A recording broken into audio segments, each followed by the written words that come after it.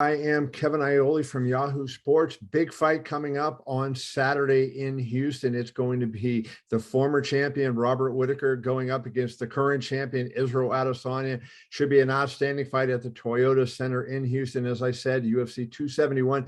Joining me right now is the former champ, one of the best fighters in the world still, Robert Whittaker. Robert, how you doing, my friend? Very well, thank you. How are you? I'm doing great. You did an interview with an Australia media outlet, and I want to start there. I saw one of the quotes from you, and a little surprising. So I just want to read this to you and kind of get you to talk a little bit about what you said. You were talking about how Adesanya maybe had gotten in your head, and you said that it's different now. And you said, "quote Not having my headspace taken up with that sort of stuff, all the stress I was putting on myself, and all the thought of what happens outside the octagon, I freed up so much space in my head. It feels just like another fight to me now, another fight where I'm putting in the work, getting my weight down, and coming home. It doesn't feel any bigger than any other fight." And I guess hearing that quote, I think of you as one of the best fighters in the world, an elite champion for a long time. And I'm surprised that you admit that you had issues, kind of focus and with your mental game. Yeah, I've been in this game for a long time. I've had a lot of fights, and with that comes, change and evolution, and sometimes the process isn't clean. And I'm only human at the end of the day, and that was the catalyst that needed to happen for me to make some changes to come out better. And I'm glad it happened because I certainly have come out better. How did it, did you know at the time it was bothering you? Like, were you, different than you normally were? Like, are you normally calm before fights and you weren't calm before that? Was there any way it manifested itself? Oh yeah, I was burnt out. I was really dragging my feet to the sessions. I was very reluctant to get into the training sessions, to want to do more. And the signs of burnout were there. I just wasn't aware of it enough to see it. Okay. And so now, you're on a 3-fight winning streak since that. I mean, you beat Kelvin Gastelum, Jared Cannonier, and Darren Till, three, really elite fighters. Do you feel like that, the old Whittaker, the hungry guy that was on the Ultimate Fighter coming up is back? And is that the fighter we're going to see in Houston? Nah, it's a new Rob Whittaker, mate. It's a new and improved 2.0 Rob. What's the biggest difference that we're going to see? Is there, I'm not asking you game plan, but in terms of like, what do you think we're going to see different? I think we in this fight you're going to see you're just going to see me like doing my thing, fighting the way I fight, and that I guess that's the main thing I want to get across is just I want to get in there and do what I trained for, and Right. just fight my fight. Was tactically, did you make a mistake in the last fight? I mean, he knocked you out in, what was it, the second round? You're a pretty good boxer. He's obviously a great counter striker. Was there any tactical mistakes you made, or do you think because you just weren't mentally there, that you were there to be beat essentially? No, it's a bit of both, because there was certain, like, some technique failures on my behalf, because otherwise I wouldn't have got hit. It's yeah, it just is what it is. What is that like? I mean, you guys were, fighting in New Zealand in front of 56,000 people. What is that like, first of all, is you're a little dot walking out and you look up and all these people are out there, and, you have a lot of people cheering you. Of course, he had a lot of people cheering him. What is that emotion like as you're walking to the cage and you want to soak it in? You're in your homeland at the pinnacle of the sport, and yet you also know you've got to be thinking about taking care of business. Can you describe the ring walk and what that moment is like for you specifically on that night? Yeah, walking out on home turf is it's a different feeling. It really is, and it's very hard to explain, because just the emotional roller coaster that you go on is huge. So it definitely affects me. It affects you, and how you deal with it is different. Obviously, with experience, you can handle it a lot better than not. But yeah, it is. Yeah, it's the greatest flame. Mhm.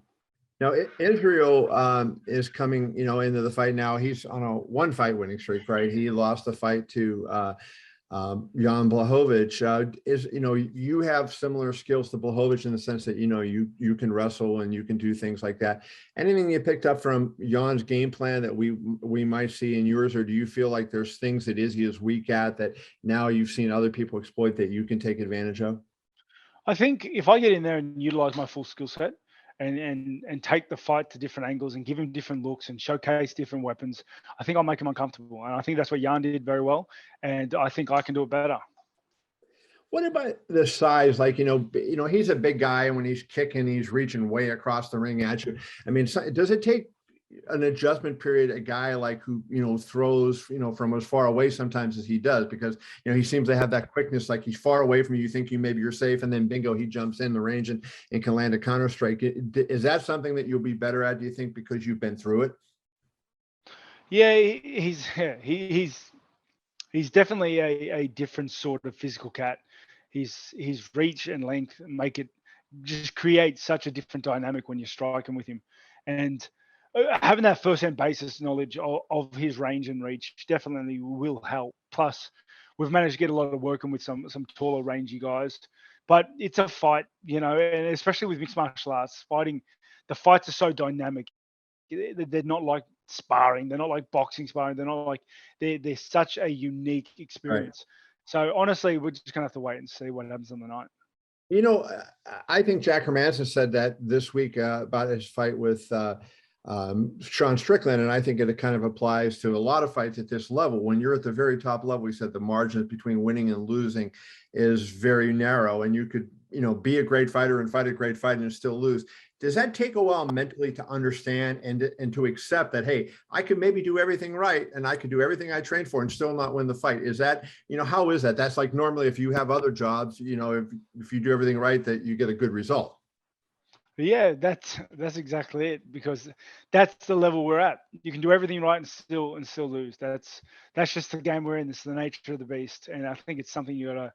I think a lot of fighters just got to come to terms with and accept. When did you come to terms with that, right? Because I'm curious, you've been successful throughout your career, and you were a guy that was a lot of times an underdog, but kept proving people wrong.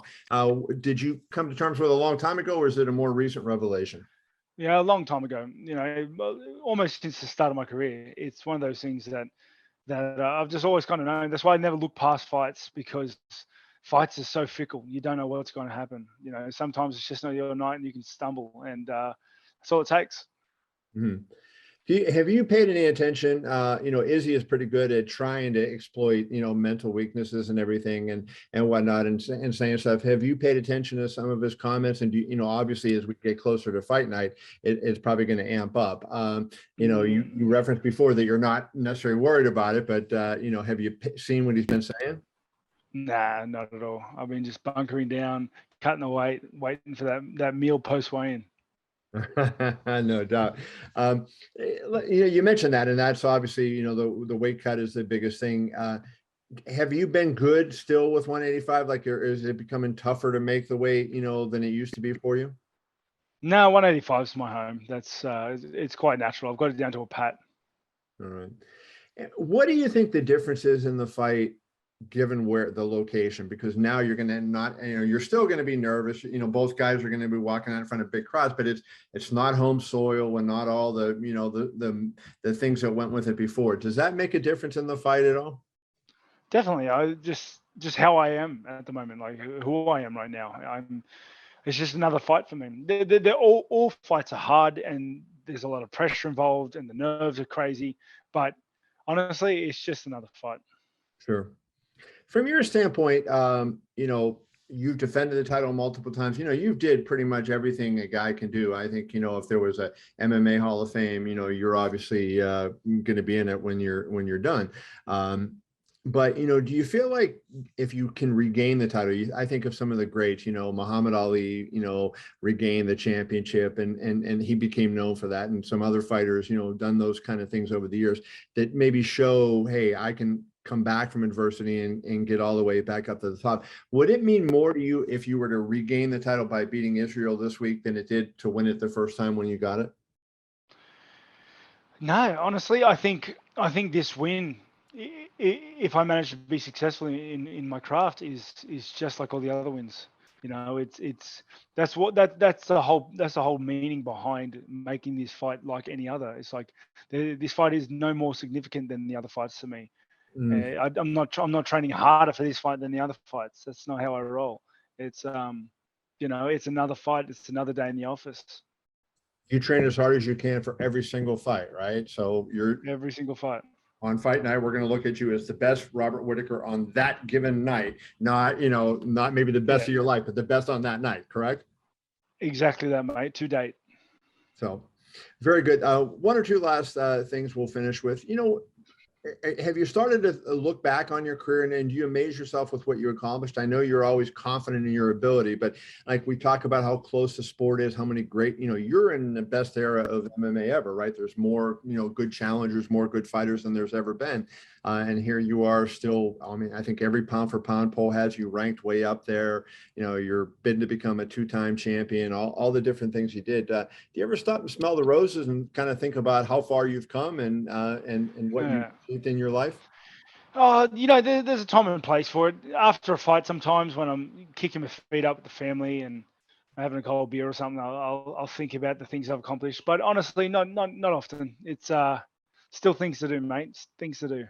Okay. And then finally, I want to ask you, you know, Dan Hooker's talked about it a number of times, coming from New Zealand to the United States and having the, you know, or wherever he fought, Abu Dhabi, and, you know, not being able to get back home to New Zealand and everything. How are you tackling that this time? Where are you at right now as you talk to me? And how have you tackled that issue with, you know, with COVID and what that's brought in terms of travel restrictions going to your country?